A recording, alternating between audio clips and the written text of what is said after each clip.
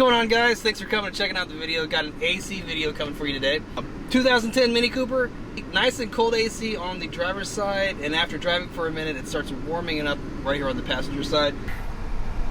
46 here, and on this side here we are looking at 50. It's kind of all over the place on this side here. What I'm going to end up doing is using some gauges and seeing what the pressures are and seeing what we need to do. I highly recommend you invest in one of these if you're going to try to do any AC work yourself. What we're looking at here is this is your low side and your high side, and we're looking for a set amount of pressure on each, okay? And there usually is a specification for every single car because they're all kind of different, but generally what we're looking for is in between 20 and 40 on the low side and anywhere between 100 and 200 on the high side. Also on the high side, generally, what we're going to shoot for is double the ambient temperature. That's kind of what you want to see on this side. So right now it's 80 degrees.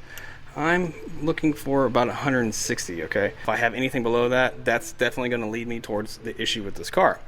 So I'm going to go ahead and hook it up real quick and start it and let it idle and see what we're looking at.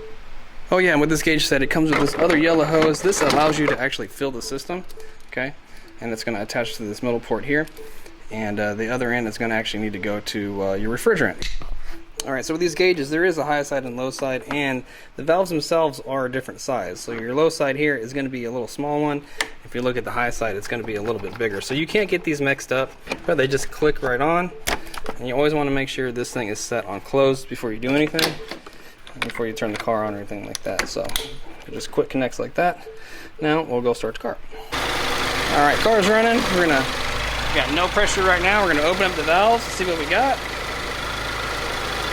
The low side automatically jumps up.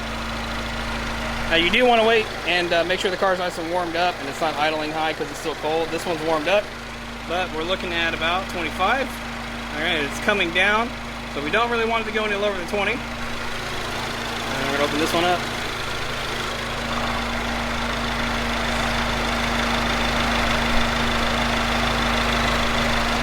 This one has jumped up to about 125. From what we had on the gauge, everything was very, very low. And it was low to the point where things were pretty even. One wasn't completely wrong than the other one. Usually that indicates a problem with one of the components, okay? Like one of the components isn't letting enough pressure through, or it's letting too much pressure through. But when you see something that's even, okay, evenly low, like this one was low, the pressures were low, that usually indicates you have a low amount of refrigerant in it. And today all we're going to do is just charge it up a little bit, and we're going to run it and look at our pressure right here, and we're going to charge it according to the pressures right here and get it perfect and see what's going on. Now that might not fix the leak that it's having, but since this car is so old, I think the leak isn't very big, and it's very, very common for cars that are 10 years or plus to have some type of refrigerant leak, usually at the compressor or somewhere, okay, to leak out a little bit of refrigerant. It's pretty normal. Okay, it's not like a big leak where the whole thing doesn't work. It's just a little leak. This thing just needs a AC tune-up. Alright, so I got the yellow hose hooked up here to the gauge set, and it's running to my tank of 134. Now, I have a big tank of it because I do a lot of AC work on the side, and I kind of need it to do the AC work on the side. But you can use those little cans.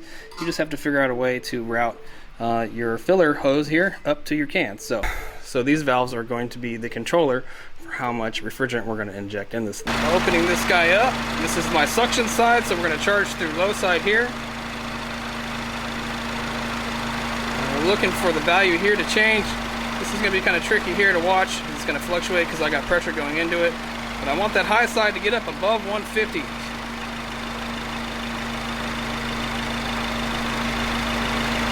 can see it's going, and I have this barely cracked open, okay? You can see how it's moving.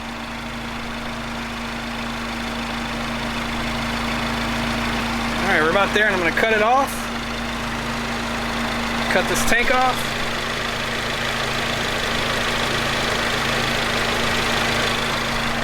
Our pressures, low side is still pretty low. High side was up, and it's come back down, so I'm going to put a little bit more in there. I want to see this come up a little bit. Alright, so if I rev it up a little bit, you can get the refrigerant moving, and you can get the temperature to come down even further. 45, 46.